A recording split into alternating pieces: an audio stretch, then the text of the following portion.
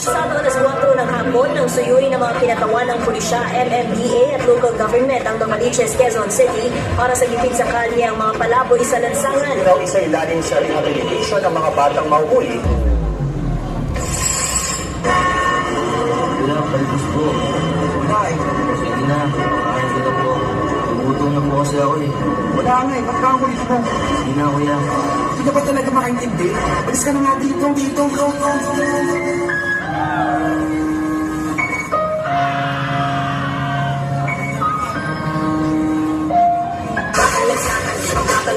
Walang tahan nila mula sa gabundok ay mapait na inagbutaan kadalasan ay makikita sila sa may kalsada na mamalimong sa pilit na nangihingi ng pera para lang maibsan ng lutong na nararanasan hindi nila kasalanan ba't gano'n ang kalagay na lupot pa sa pasakit na natin ang kahirapan anong nangyayari hanggang kailan patuloy lalaban alam mo din ako ikaw napapansin mo din naman bakit gano'n ang sitwasyon tuloy pa rin sa pagpakal kailan mabibigyan pansin ng mga kabataan dyan na halos nagpakamatay magkalaman lang ang tiyan tingnan natin ang mundong kulingit sa ating kaalaman din natin napapansin na laganap ang kahirapan sana'y pakatatag kayo at pilitin na huwag sumuko dahil ang ating gusto mo ito pag kanyang pangako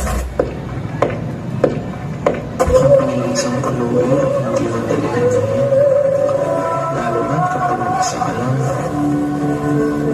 Wala kang kausap. Wala ng taong umiintindi sa'yo. Pagkabilis, pagkakain, mag-aaral ka.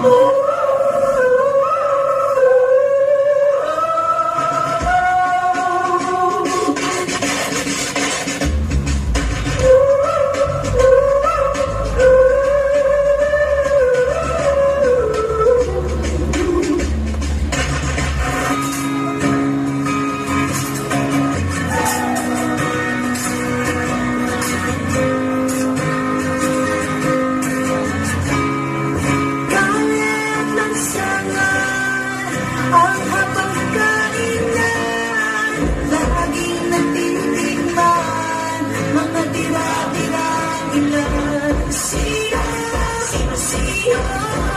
ang tunay ng lugar nasa kalsada, madumi ang damit malamang wala pang ligo minsa'y pagsus hindi naman kasuotan no kung ano ang tingin madalas ay kalukuban na may tangan na sakit hinalain sino bang may kayang magpagaling lakad ba't ang hirap makarating laging nasa salubong di naman hilingin gano'ng katalas ang kahirapan subukang sa lahat dahil ganito ang buhay kami ay sama-sama karton sa kalsada istulang malambot na kamak hanap ang mga anak at sa kasama asawa oras ay ang tunay na kayaman ang nakakamanap ang taong mga baliw sino ang tunay na pulugan sino ang tunay na pulugan sino ang tunay na pulugan sino ang tunay na pulugan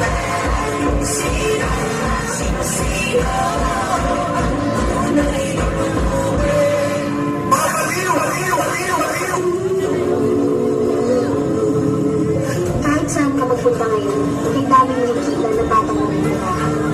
Sila ang mga bata na imbes na nasa paaralan ng mag-aaral, ay nasa lansangan at nangihingi ng pera at pagkain. Kaya anumang magandang pangyayari sa ating buhay, dapat na matuto tayong ibahagi ito. Kahit sa simpleng bagay lang, tulungan natin sila. Hindi sapat nakawaan lang sila dahil ang awa, walang magagawa. Kung nag-iisa